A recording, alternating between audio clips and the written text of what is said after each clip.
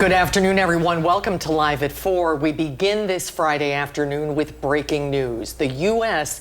is helping intercept missiles that Iran fired at Israel. The retaliatory attack started just hours ago after Israel launched its own attack last night.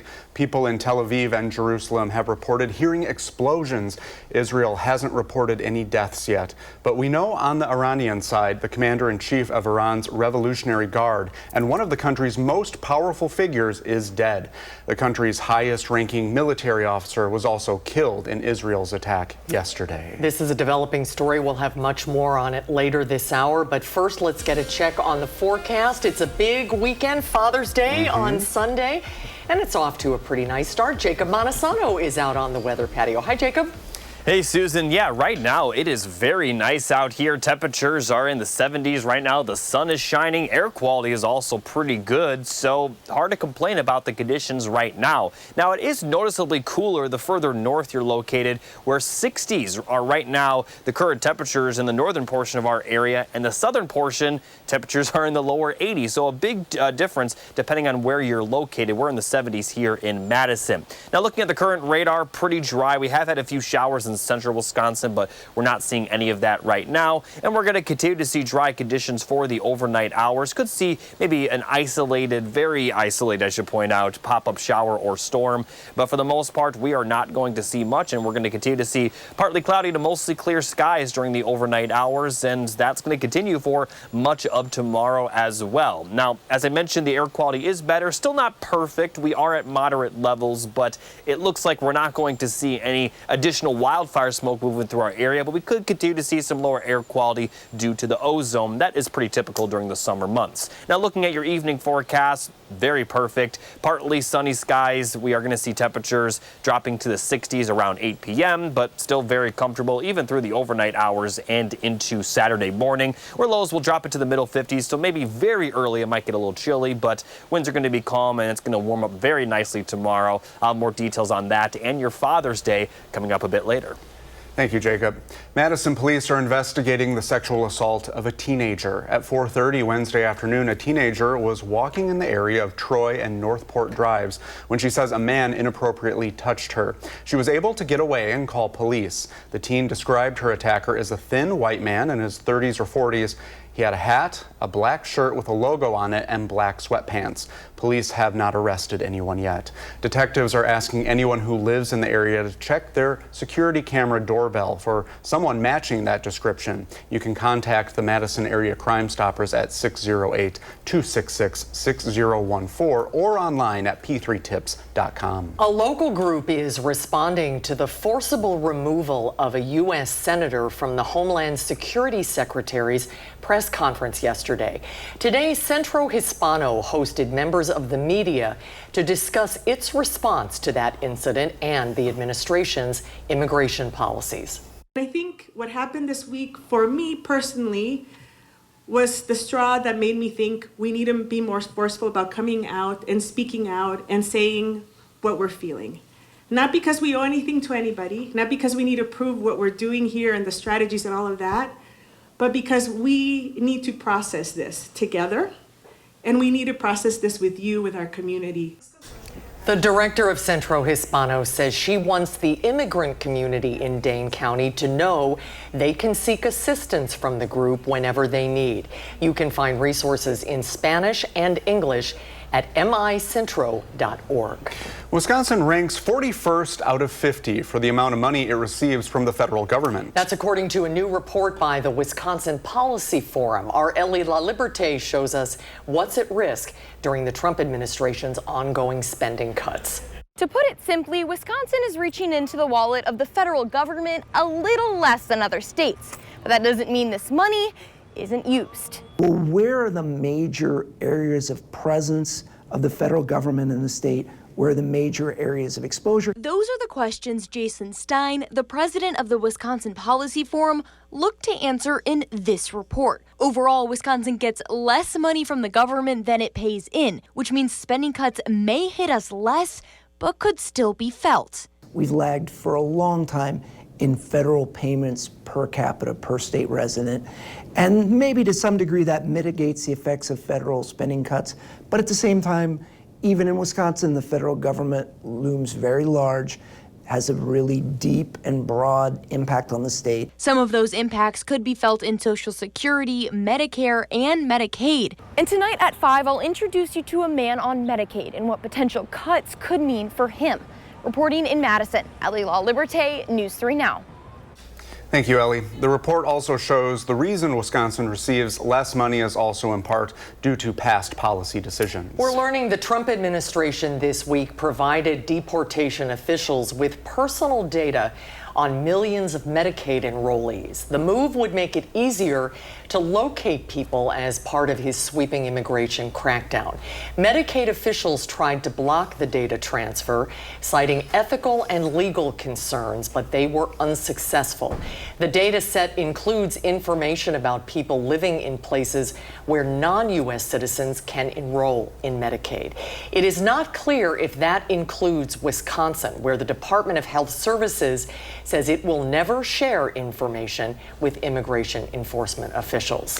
Today, Kilmar Abrego Garcia pleaded not guilty to charges of human smuggling. The Maryland man was mistakenly deported to El Salvador back in March. Last week, the U.S. brought him back to face federal charges in Tennessee. The charges stem from a 2022 traffic stop in the state, during which Abrego Garcia was driving a car with 9 passengers. Now, he was not charged with any offense at the time. At today's hearing, we heard from Abrego Garcia's wife. On Thursday, she spoke with him for the first time since his deportation. Even though it was through a video screen, I was finally able to see Kilmar. I'm grateful for everyone who has been fighting for this milestone and this fight to bring my husband back home with our children. Meanwhile, the lawsuit over Abrego Garcia's mistaken deportation isn't over. His attorneys have asked a federal judge to impose fines against the Trump administration for contempt. They say the president defied a court's orders to facilitate Abrego Garcia's return. Well, next on Live at 4, we'll tell you what the latest data says about consumer sentiment. Plus, Tanisha Shaw introduces us to Dane County's first black woman sergeant.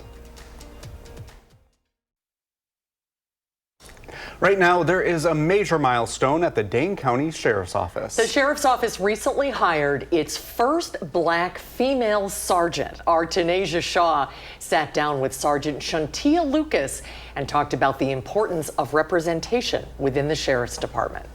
This is Shantia Lucas. She's the first black woman to become a sergeant for the Dane County Sheriff's Department, and being first is pretty common for her. I realized I was the first African-American woman to be a booking deputy for Dane County. After that, when I made the decision to transition to patrol, I realized I was the first African-American woman to work patrol. Lucas started working for the Sheriff's Department in 2018, working her way up the ranks within 7 years. I've worked the booking area, which is the intake area. I've worked residential units here inside the jail, and I've spent up to 3 years on patrol services. The 39-year-old says her new position is a step in the right direction for Dane County. The representation among the command staff is beginning to grow. I think that we're making a step in the right direction as far as diversity. I think that it's a mixed group. It's a great group. Reporting in Madison, Tanisha Shaw, News 3 Now. Congratulations, Sergeant Lucas. Tanisha, thank you. Tonight at 6, Sergeant Lucas will tell us more about representation at the Dane County Sheriff's Department. Americans appear to be feeling more hopeful about the impact of the president's trade war. A new survey released today from the University of Michigan shows consumer sentiment surged 16% last month.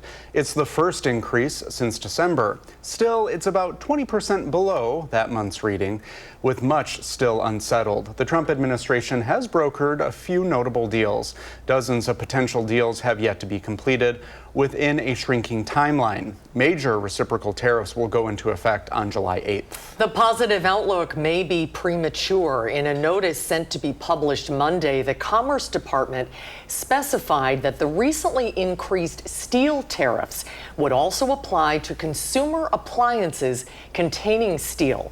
Starting June 23rd, those products will be taxed an additional 50% for the amount of steel they contain. Dishwashers, fridges, dryers, washing machines, and more will be affected. Let's get a look at your first warn forecast. Jacob is back with how the weekend is shaping up for dads out there.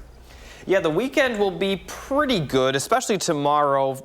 Father's Day, we might see some rainfall, but not as much as we will see for the middle of next week. Now, in general, we're going to see highs in the near 80 degrees going forward. We're seeing highs in the middle 70s today, at least for Madison. They're going to be a little bit warmer for the next several days. Again, a few storms are possible on Father's Day, but it looks like we're going to have several dry periods and also some periods of rain at times. So if you have any outdoor plans, just keep an eye on the radar with them.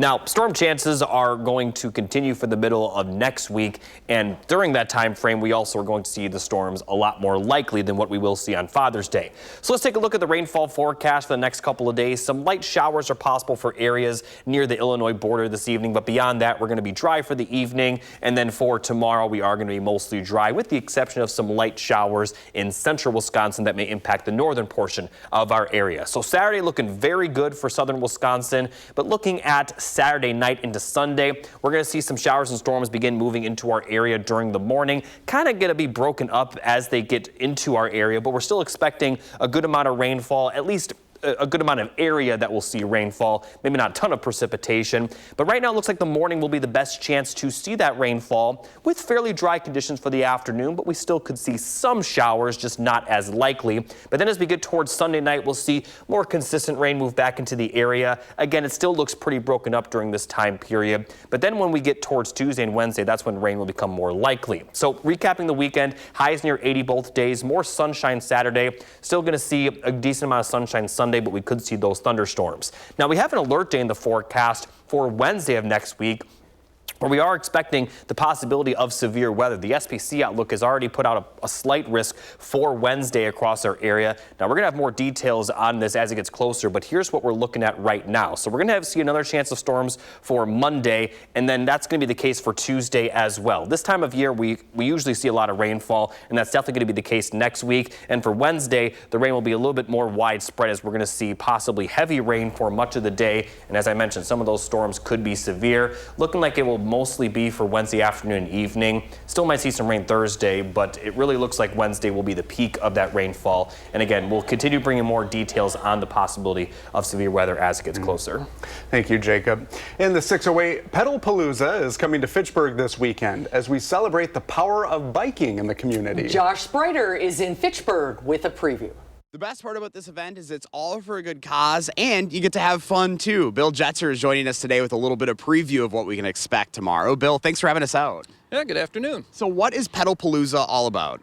Pedalpalooza is a celebration of all things bike. So we're going to have a bike rodeo here, sponsored by Bike Fitchburg. So if you're a young child or even an adult, you can come and learn some bike riding skills. We've got various other things going on too. There's an e-bike show and tell. We've got some pizza, and we've got a bicycle that you can pedal to make your own fruit smoothie. Oh, I'm intrigued. And you're holding a little sign for us today. What is this all about? Because this is kind of a big deal. Yeah, it is, actually.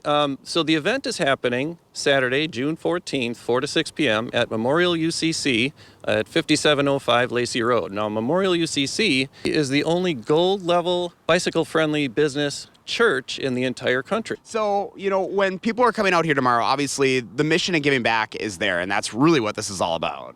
Yes, our intent here is to have a good time. You know, this is a family-friendly community event, and we also want to help bring Cycling Without Age to the city of Fitchburg. And you mentioned, obviously, there's a lot of activities to do. We have Mark Wilkerson waiting back here with this contraption. Mark, what is this all about? Yeah, this is Trishaw. They originated out of Copenhagen, Denmark, 2012. Since then, they've proliferated around to 50 different countries, and we've given over 1.5 million rides. This is really about getting people who are unable to go out and ride bicycles for themselves out in the environment, using our multi-use paths, and really just enjoying life. One of the aspects I find as a pilot is being able to talk kind of a multi-generational connection with people who've, you know, have got stories to tell, and this is a great opportunity to share those stories. We just kind of ride around at a really slow pace and and have a chat. All right, can I hop aboard? You sure may. Let's do it. So this is called the Chat, and any specific reasons why? Well, there's different models. I don't know why they called it the Chat, other than it's a convenient name, because what we do is we chat a lot. But these have full suspensions on them, kind of takes out the bumps. It's very comfortable for the passengers. It's electric assist. It's got upgraded brakes, because we're carrying, maybe up to 600 pounds of weight around. I really enjoyed doing this for the community, and we're hoping to raise $15,000 to buy one of these.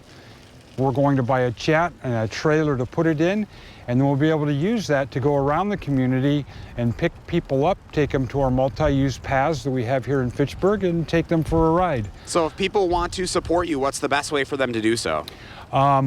We have a GoFundMe page. You would go to the GoFundMe and search for Cycling Without Age Fitchburg, and there's a donation opportunity there. Or you can come out and take a ride with us tomorrow and talk to us at the table. Awesome. Well, hey, Mark, thank you for the ride. This was comfortable. Appreciate it. If you'd like to learn more about Pedopalooza and how you can support the cause here, just go to the story up on channel3000.com. In Fitchburg, Josh Breiter, News 3 Now. Thank you, Josh. That looks like so much fun, Yeah. but we've got to see you pedal and make a smoothie, I know. too. Where does one buy a bike with a blender on it? Can go for a ride, make a margarita or a smoothie. Oh, now you're thinking. Yeah. Well, coming up on Live at 4, the health secretary has fired all members of a group that advises the U.S. on vaccines. What the former chair of the committee says about that when Live at 4 continues.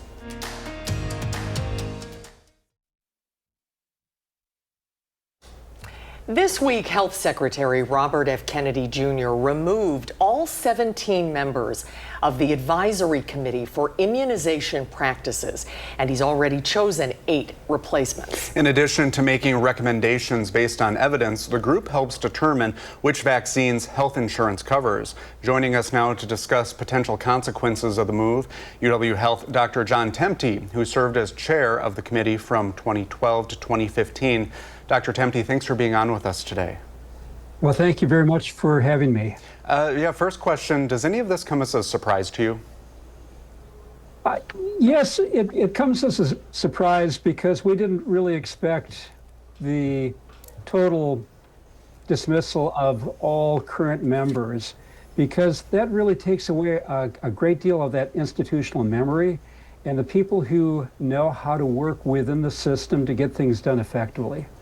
Well, for those who are watching this afternoon and for all of us, what do you think the impact of this will be for all Americans? The biggest impact, I think, is going to be within the legitimacy of vaccine recommendations. For example, if you go onto the CDC website today and look at the immunization schedules for adults and for children and adolescents, one of the things you'll notice is they have removed the American Academy of Family Physicians, the American Academy of Pediatrics, the American College of Physicians, the American College of Gynecologists and Obstetricians, and the American College of Nurse Midwives from the schedules. The schedules are no longer co-endorsed by all these groups. And this was unilaterally done on the Department of Health and Human Services end. But by making changes without working within the medical societies, you have now created a situation where there is disharmony. Well, the 8 people that he has chosen, what do you know about them, and what's your opinion on any of their qualifications? Well, one of the people who was chosen is somebody who served on ACIP when I was the chair, and is a good person, is somebody who is a well-respected pediatric infectious disease specialist. But then there are other individuals with a known track record for either not knowing much about vaccine science at all, or being people who espouse an anti-vaccine sentiment, which is not based on good evidence, but based on opinion. Well, this isn't the only change that RFK Jr. is making. He's also changed the CDC guidelines, removing the recommendation that pregnant women and healthy children get the COVID vaccine. As a whole, what do you think of the direction that the country is going when it comes to vaccines? Well, if you look at the whole vaccine enterprise, we have prided ourselves over nearly 60 years of having a collaborative approach where we look at evidence, we look at the individuals who are going to be receiving vaccines, we look at the clinicians who are going to be providing vaccines, and we try and come up with an approach that meets all those different demands and sensibilities. With the changes that were enacted this past week, these were done by a single individual without even consulting within the CDC. So the changes on the schedule, particularly removing women, pregnant women, from being a high-risk group to receive COVID vaccine, caught everybody, even CDC staff, by surprise. So these are not being done in the way that we engender support and engender confidence. They're being done by individuals with an agenda. Well, Dr. Temte, thank you for talking about this with us, and we will continue to follow the story, so we may be having you on again. We appreciate your time. Thank you so much. Oh, and thank you very much. Take care now. We'll be right back. You're watching News 3 Now, live at 4. Good afternoon, everyone. Thanks for spending this time with us here on Live at 4 on this beautiful Friday afternoon. It's Friday. It's Friday. Let's take a look outside today. The weather words are plenty of rain is actually on the way, but that's not until later this weekend, right? Maybe on Sunday, Jacob? Yeah, I could see some rain Sunday, but the most rainfall in the forecast will be for the middle of next week. For the next 24 hours, we're actually going to be just about perfect. Right now, we are perfect pretty much. 75 degrees in Madison, noticeably cooler further north and a little bit warmer further south, but all the areas seeing very nice conditions right now. And we're not really seeing a lot of rain. We did have a few showers in central Wisconsin a little bit earlier in the day, but we're not seeing much right now. Now, we still could see a few pop-up showers and very isolated storms, mainly near the Illinois border this evening, but a lot of the area will be dry, and that's going to continue overnight into tomorrow. For tomorrow, we could see some light showers in central Wisconsin, but Madison and surrounding areas will be very dry. In fact, we're going to see a lot of sunshine by the time we get to the afternoon. So overall, we're going to see very nice conditions over the next, like I mentioned, 24 hours at least, but even for Father's Day, it's overall not going to be too bad with the rainfall, just a few small chances. And looking at this evening, very nice, lower 70s, upper 60s for the evening. Definitely get out and enjoy the weather, also because the air quality is a little bit better. And as we head to the overnight hours, we'll see average lows, but by Saturday morning, you know, this is not going to feel too cool at all, and it's going to warm up very nicely for the afternoon hours. We're going to have high temperatures getting close to 80 with plenty of afternoon sun. But I'll talk more in detail about the Father's Day forecast, and for the middle of next week, we actually have an alert day on Wednesday. I'll also have more on that coming up a bit later. Thank you, Jacob. Right now, Iran and Israel are trading strikes. Video here shows missiles falling in Tel Aviv. There are also reports of attacks in Jerusalem. The U.S. is helping Israel block those attacks.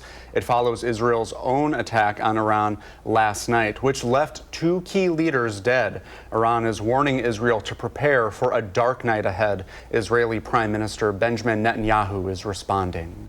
More is on the way. The regime doesn't know what hit them. They don't know what will hit them. Israel says 17 people have been hurt so far. We'll continue to provide you updates as soon as we know more. The escalating violence is worrying Wall Street. The Dow dropped 770 points. The Nasdaq dropped 256. The S&P 500 is down 68. Police in Evansville are asking for your help to find a missing man. Take a look on your screen. This is 72-year-old Carl Creedy. He was last seen at 11 o'clock Thursday night on South 5th Street where he lives. He was wearing gray pajamas with circles and squares and a gray fleece button-up. Creedy does not have a car. He's 5'11" and has brown eyes, gray hair, and a beard. If you see him, please call Evansville Police.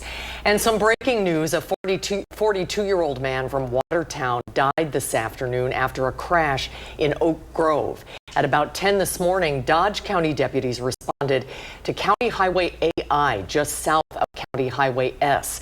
A driver in a Buick did not follow a slight right-hand curve that enters the southbound lane and collided with a semi pulling a trailer.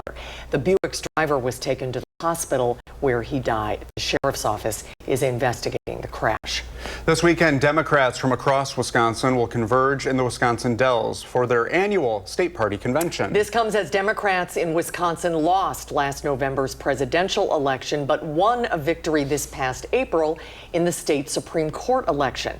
We sat down with state party chair Ben Wickler, who says Democrats are now turning their attention to next fall. Well, this year's theme is the road to 2026. And the reason is that for the first time in a very long time, in Wisconsin, Democrats have a chance to win every statewide office, the majority in both the Assembly and the state Senate, and to flip congressional offices in a way that could contribute to a Democratic House majority nationwide.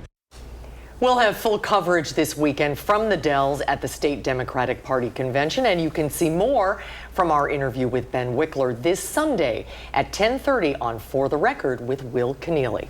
Tomorrow marks 250 years of the United States Army. Today at the state capitol, the Wisconsin Veterans Museum honored those who have served for their contributions. And while the ceremony was primarily focused on those who served in times of war, the museum's director took a moment to remind attendees the Army's role in American life that goes beyond that. Army people have made scientific breakthroughs, have built the Panama Canal, mapped much of North America, gone into space, and done much more to make the world what it is. This comes ahead of the president's parade tomorrow. That parade will include 6,600 soldiers and about 150 vehicles with more than 50 aircraft. The celebration also coincides with the president's 79th birthday. The Army estimated the entirety of Saturday's festivities would cost $25 to $45 million in taxpayer dollars. Parents with teenagers looking to apply to UW-Madison should know it's going to cost more soon. Our Badger Beat reporter Kayla Dembeck joins us now with why the university made the change and how much more it's going to cost. Kayla? Yeah, if you or somebody you know is planning to apply to UW-Madison, there's a small but important change coming this fall. Starting in August, the application fee will increase from $70 to $80. $10 might not seem like much, but for some students, it's enough to raise concerns about accessibility. The university says the change will help improve the application process. But for future applicants, especially those without financial support, that added cost might feel like one more barrier. To hear what students are saying and to learn more about the fee increase, check out the Badger Beat on Instagram and TikTok. Just search Badger_Beat. Thank you very much, Kayla. Well, coming up on Live at 4, protests will take place across the country this weekend, including in Madison. We'll talk with one of the speakers at tomorrow's rally when Live at 4 continues.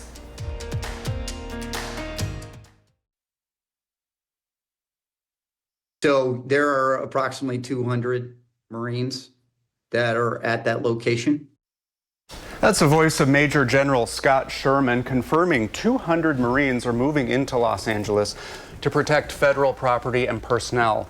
They're joining National Guard troops who have been in the city for days at the request of President Donald Trump and in defiance of Governor Gavin Newsom. Now, tomorrow, more than 1,900 protests will take place across the country against military deployment in LA.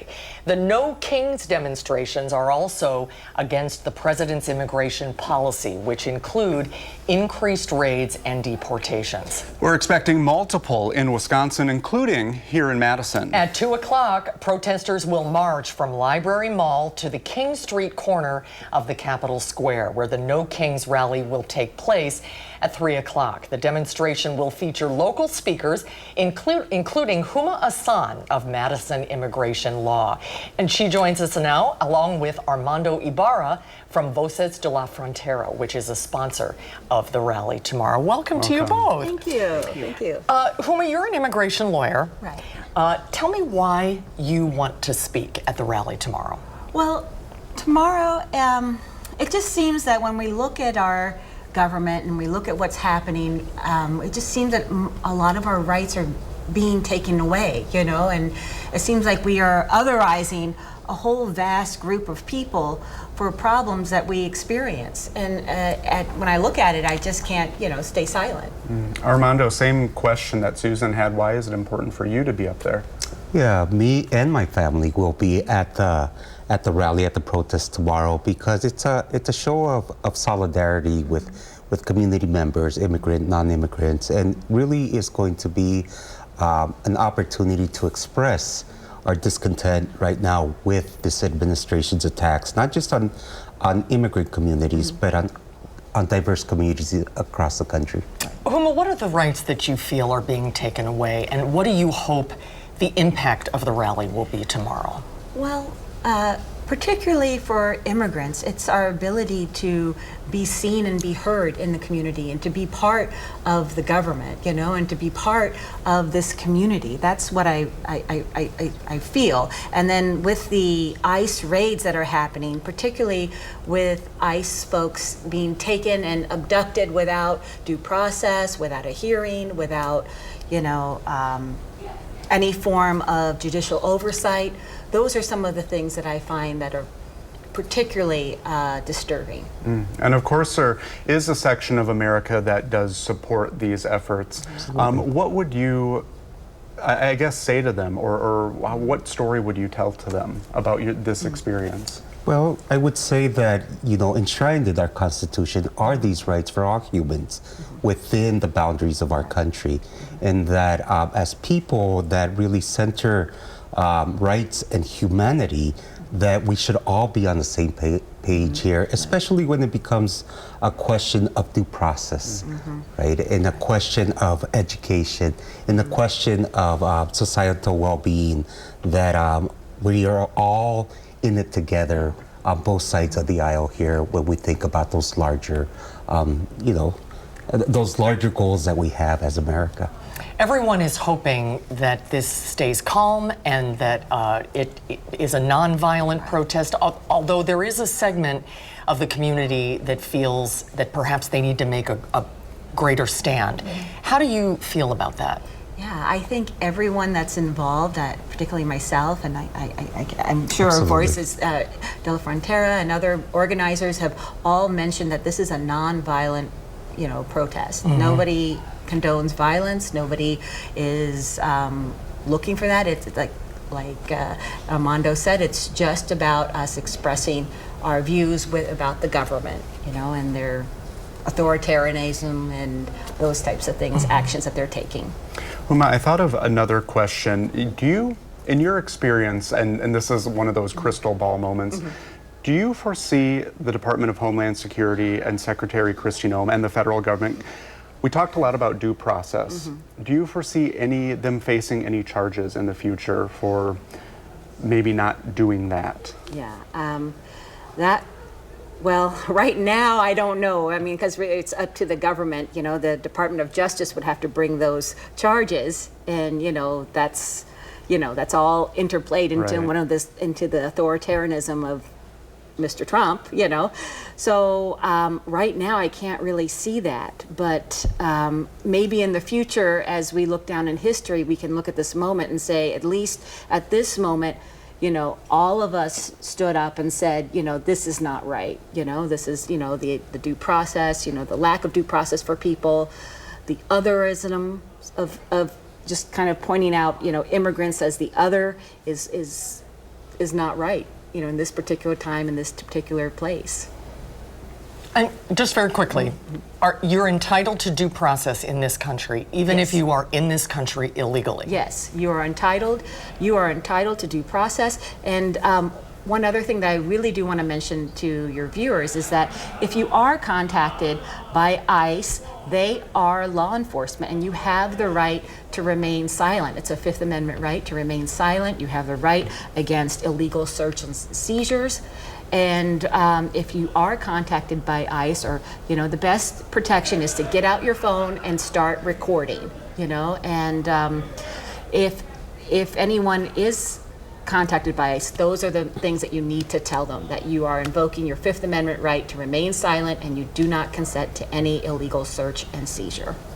Thank you both for being on with us today. Thank you. Good to see you both. Thank you so much. Thank you. And Jacob has a look at your firstborn forecast for Father's Day.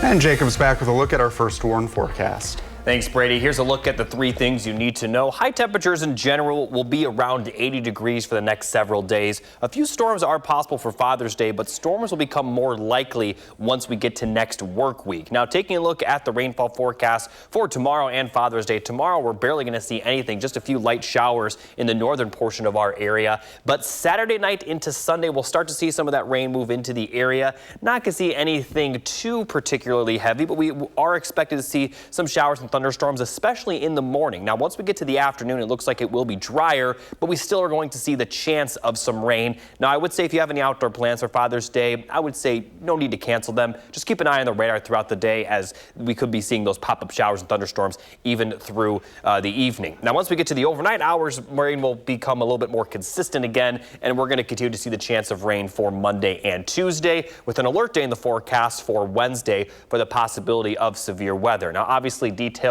aren't super precise right now, considering it is 6 days out, but it looks very likely that we're not just going to see the severe weather, but at the very least, we'll see very heavy rain across the board next week. Chance of storms Monday and Tuesday. It's possible we may have to put the alert day a few days before as well, including Wednesday, as there could be some minor severe weather for Monday and Tuesday, but we don't have an alert day in the forecast for those days, at least not yet. But Wednesday, it looks a lot more likely, as we're going to see widespread showers and thunderstorms throughout much of the day, clearing out by overnight. We could see the strong winds, large hail, could even see a few tornadoes as well. But in terms of, you know, what hazards are more likely, we'll have a few more details as it gets closer. But at the very least, we're going to see plenty of rainfall over the next 7 days, possibly over 2 to 3 inches for some areas. Now, this is the rainiest time of the year, but even this amount of rainfall is a little bit above normal. So looking at the full 7 to 10 day forecast, a lot of chances of rainfall. Again, tomorrow looks good, and for Father's Day, it mostly will be in the morning. A few isolated showers are possible in the afternoon, but it's not going to be too bad. Not as rainy as Tuesday or Wednesday look right now, and it looks like we are going to dry up after Wednesday, at least briefly, where we could see some lingering storms Thursday, but then later in the day Thursday and for Friday, we may start to see some drier conditions return to our area.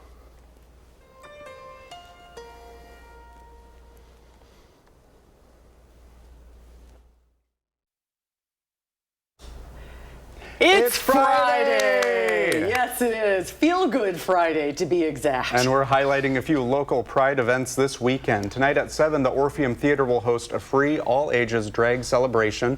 Tomorrow, Middleton will hold its Pride Festival from 1 to 5 at Stone Horse Green.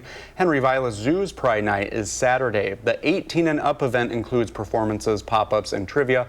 Also this weekend, the Alliant Energy Center's Big Gay Pride Market. The 3-day event begins tonight at 6, just for adults, but the event is for all ages tomorrow and Sunday. And we'll be right back. Here's what's coming up Monday on Live at 4. We'll meet a local author with a new book that he wrote about traveling to 50 countries over 5 decades. And straight ahead tonight at 5, our Ellie La Liberté tells us where Wisconsin could lose the most money if federal funding is cut. That's straight ahead at 5. Thanks for watching Live at 4, everybody. We hope to see you right back here on Monday. Happy Father's Day to all the dads out there.